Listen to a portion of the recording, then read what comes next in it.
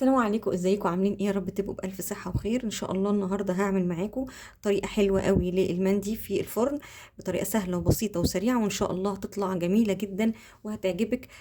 طبعا احسن برضو ما ناكلها من المحلات، وزي ما احنا عارفين الاسعار بقت غاليه جدا. احنا نحاول نعمل حاجات اقتصاديه في البيت، شبيهه للي بنشتريها من المحلات بالظبط، بطريقه اقتصاديه ورخيصه طبعا ونظيفه وسهله. زي ما انتم شايفين المقادير بتاعتنا سهله وبسيطه، والكميات زي يعني في ايديكي، تقدري تكتري تقللي في ايديكي حسب عدد افراد الاسره. وان شاء الله النهارده النتيجه هتطلع معاكي حلوه جدا جدا جدا. قبل ما ابتدي الفيديو بتاعي النهارده، يا ريت لو كنتوا اول مره تشوفوا قناتي يا ريت تشتركوا فيها وتفعلوا زر الجرس عشان يوصلكوا كل فيديو جديد انزله، وتقولوا رايكم فيه ايه وتدعموني وتشجعوني القناه تكبر بيكم. يلا نسمي الله ونشوف مقاديرنا النهارده ايه. بصوا يا حبايبي، انا معايا وراك فراخ. براحتك بقى، انت عايزه تعملي فرخه كامله، عايزه تعمليها بانيه، عايزه تعمليها صدور، عايزه تعمليها وراك. يعني الطريقه، يعني اللي هتجيبيه هنقدر نشتغل بيه. مفيش مشكله، اللي بتحبيه او المتاح عندك في البيت هنشتغل بيه.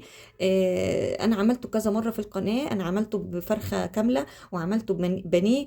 هعمله النهارده معاكم بالوراك بطريقه سهله وبسيطه. هي التتبيله اللي تنفع مع كله، يعني مع الوراك، مع البانيه، مع الفرخه الكامله، مع الصدور. المتاح عندي هنشتغل بيه. زي ما انتم عارفين الاسعار بقت غاليه، فالمتاح هنشتغل بيه وهيدينا طبعا نفس الطعم بالظبط. انا عندي فرخه، عندي وراك، متبلاهم من قبلها بليله. التتبيله دي انا عملتها معاكم كذا مره، فما حبيتش ازود تاني ويعني واوريكم، بس انا برضو هقول لكم المقادير هتلاقوها في كذا فيديو عندي. تتبيله الفراخ المشويه.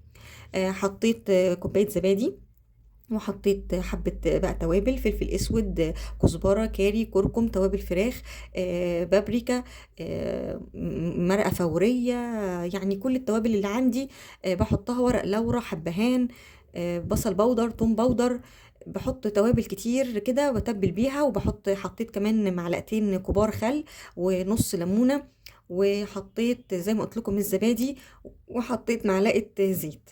تبلت بيها الفراخ قبلها بليله وسبتها في التلاجة لحد ما شربت التتبيله. وهتبقى طبعا كل ما تسيبيها اكتر كل ما طعمها يبقى احلى، والتتبيله تشرب فيها ويبقى مديكي طعم احلى كمان للفراخ. وكميه زي ما قلت لك على حسب عدد افراد اسرتك، او يعني اللي انت ناويه تعمليه، زودي او قللي بنفس التتبيله الجميله دي. وبرده نفس الحكايه الرز البسمتي على حسب برضو عدد افراد الاسره، زودي وقللي براحتك، او لو انت عامله عزومه او يعني براحتك. انا الرز ده مش بيتنقع، الرزه دي مش بتتنقع، يا دوبك انا غسلتها بس، ويا دوبك بس اديتها شطفه كده بسيطه. ده برضو يعني قد كوبايتين صغيرين من الرز.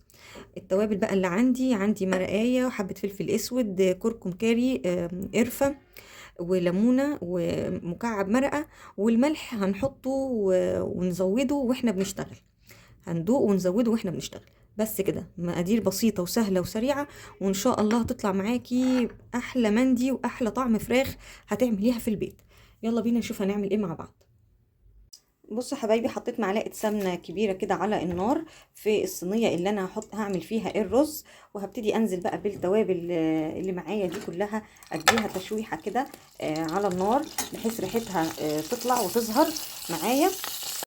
اهو حبايبي، بعد اديتها تشويحه التوابل على النار. انت حابه تحطي بصلايه صغيره براحتك، يعني انا المره دي مش هحط بصلايه. في كذا مره عملت لكم فيها رز بسمتي وحطيت بصلايه شوحتها، وبعد كده نزلت عليها بالتوابل برضو، شوحت التوابل معاها. لكن المره دي انا مش هحط بصلايه. وبعد كده انزل بقى بالرز البسمتي برضو اديله تشويحه. واهم حاجه تبقي مجهزه معاكي شوربه او ميه سخنه، بس طبعا يعني يا ريت لو شوربه بقى، بتبقى طعم الرز البسمتي احلى واحلى بالشوربه طبعا. وبعد كده هحط المرقايه وبس، ندي تشويحه كده للرز مع التوابل عشان ايه؟ يشربوا الطعم. اهو حبايبي، حطيت المرقايه اهي تمام، وهبتدي بقى ايه؟ انزل بالشوربه. انا اديت اهو تشويحه للرز حلوه قوي. هنزل بقى بالشوربه بحيث تغطي الرز كله. ولا برضو ياخد غلوه بقى بس على النار. كميه الشوربه طبعا حسب ما هنغطي الرز يعني. طبعا زي ما قلت لك بالشوربه بيبقى طعمه احلى واحلى اهو. وناخد بس غلوه بقى على النار ونشوف بقى هنعمل ايه مع بعض. بصوا حبايبي، انا حطيت الفراخ على الشوايه اهي كده، اي شوايه متاحه عندك يعني. وهنبتدي برضو نقفل عليها كده كويس قوي، نقفل عليها كويس قوي كده، نظبطها بس والفها بالورق الفويل. وطبعا برضو الرز البسمتي هلفه برضو على برضو هلف الرز البسمتي بالورق الفويل برضو.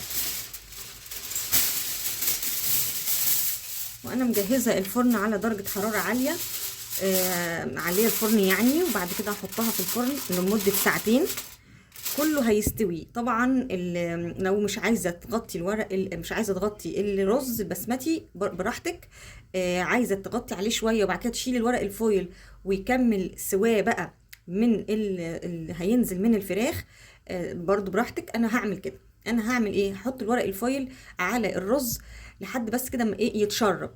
وبعد ما يتشرب هشيل الورق الفويل اللي على الرز واسيب الورق اللي على الفراخ، وبحيث ان اللي ينزل من الفراخ ينزل على الرز ويطعم لي الرز اكتر ويبقى طعمه جميل.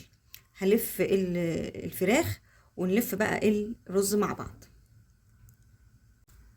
بصوا حبايبي اهو لفيت صينيه الرز. اهم حاجه ان انا هخرم كده اخرام بسيطه عشان يطلع منها من الفويل البخار اهي، اخرام بسيطه كده تمام. وزي ما قلت لكم ياخد بس كده غلوه او يتشرب، وابتدي اشيل الورق ده واحط واسيب يعني. بصوا هعمل كده تمام. وبعد ما يتشرب هبتدي اشيل الورق الفويل اللي على الرز واسيب الورق الفويل اللي على الفراخ تمام. هي هتاخد لها قد ساعتين على درجه حراره عاليه في الفرن تستوي وتخلص، واوريكم شكلها في الاخر. بصوا حبايبي اهي الفراخ بعد ما استوت شكلها جميل جدا وريحتها حلوه قوي، وكمان الرز كمان استوى. هبتدي بقى يعني اقدمه واوريكم شكله في الاخر. طبعا تحفه، جميل سهل وسريع وريحته حلوه قوي وطعمه جميل جدا. هيعجبك ان شاء الله، بطريقه سهله ولذيذه ومضمونه ونضيفه طبعا بما انها في البيت. اغرفه اقدمه اوريكم شكله النهائي اهو حبايبي بعد ما استوى وطلعته جميل جدا. بصوا عايزه اوريكم الفراخ كمان مستويه وحلوه قوي قوي قوي قوي، وريحتها كمان جميله وطعمها اجمل واجمل. ما خدتش معايا لا وقت ولا مجهود، وانضف من الجاهز واوفر طبعا 100 مره. زي ما انتوا عارفين الحاجات اللي زي دي بره بتبقى اغلى غاليه، احنا هنعملها في البيت انضف واوفر واسهل طبعا. يا رب النهارده يكون الفيديو عجبكم واستفدتوا منه. لو عجبكم الفيديو يا ريت تضغطوا لايك وتسيبوا لي كومنت في التعليقات يشجعني انزل لكم فيديوهات تانية كتير كتير كتير. شكرا لكم وشكرا لمشاهدتكم للفيديو، مع السلامه.